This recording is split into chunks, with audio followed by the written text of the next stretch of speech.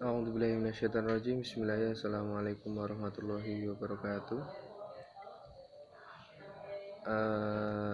Nama saya Mu'arif Ali Mustafa dari PPAC.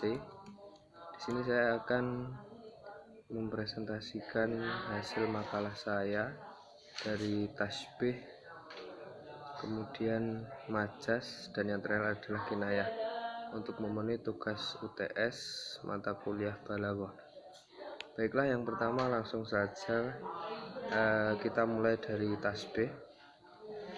Di sini saya mengambil dari surat At-Taubah ayat 69 yang artinya, keadaan kamu hai orang-orang munafik dan musyrik adalah seperti keadaan orang-orang sebelum kamu. Mereka lebih kuat daripada kamu dan lebih banyak harta dan anak-anaknya dari kamu. Maka mereka telah menikmati bagian mereka, dan kamu telah menikmati bagian kamu, sebagaimana orang-orang yang sebelumnya menikmati bagiannya, dan kamu mempercakapkan hal yang batil sebagaimana mereka mempercakapkannya. Mereka itu amalannya menjadi sia-sia di dunia dan di akhirat, dan mereka itulah orang-orang yang merugi. Dari ayat di atas ada tafsir Jalalain. Keadaan kalian hai orang-orang munafik seperti keadaan orang-orang yang sebelum kalian. Mereka lebih kuat daripada kalian dan lebih banyak harta, benda, dan anak-anaknya daripada kalian. Maka mereka telah menikmati, mereka telah bersenang-senang dengan bagian mereka. Maksudnya, bagian duniawi mereka, hai orang-orang munafik, bagian kalian sebagaimana orang-orang yang sebelum kalian menikmati bagiannya, dan kalian mempercakapkannya hal-hal yang batil yang mencela Nabi Shallallahu Alaihi Wasallam. Seperti apa biasa mereka pergunjingkan, mereka itu amalannya menjadi sia-sia di dunia dan akhirat, dan mereka itulah orang-orang yang merugi. Tamsil syarih. Maka dapat dikatakan bahwa uslubnya ada kalanya uslub tasbih tamsil, dan ada kalanya dalam bentuk qisah. Di dalam tasbih tamsil, yang disamakan itu bukan sifat sesuatu tetapi keadaan ahwal, dan persamaan itu bukan hanya satu sisi tetapi terdiri dari beberapa sisi. Dalam uslub tasbih terdapat 4 unsur, yakni al-musyabbah, al-musyabbabih, adat al-tasbih, dan wajh syibah. Dalam uslub tasbih terdapat 4 unsur tadi di atas dan pada ayat di atas tanpa didahului oleh lafadz misal atau dorob, dan musyabbah tidak didahului oleh kata-kata masal, tetapi musyabbah bih didahului ada tasbih yang berbentuk huruf kaf.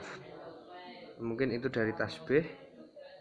Kemudian dari majas.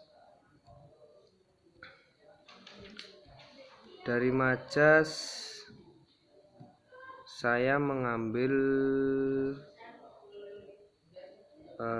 dari surah Al-Ghasyiyah.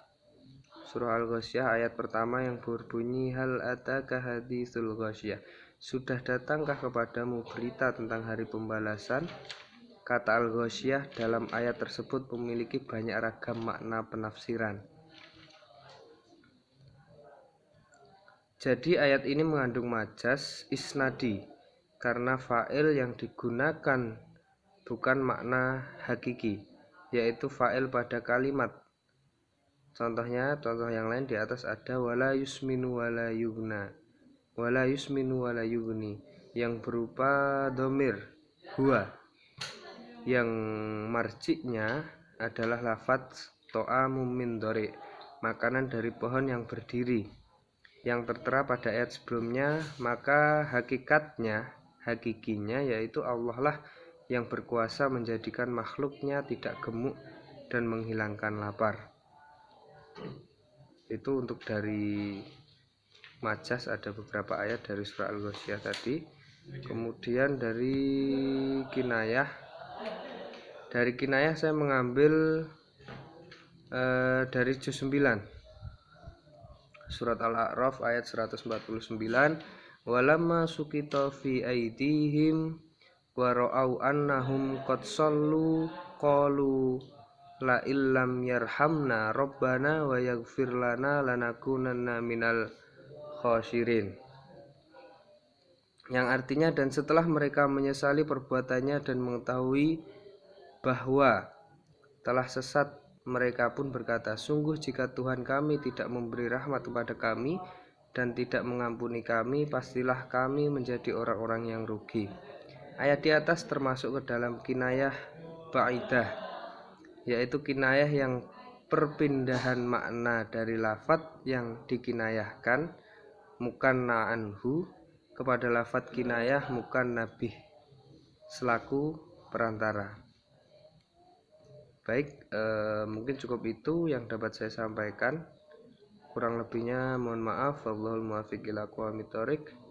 Wabillahi taufiq wal hidayah wa ridwan inayah. Wassalamualaikum warahmatullahi wabarakatuh. Syukran.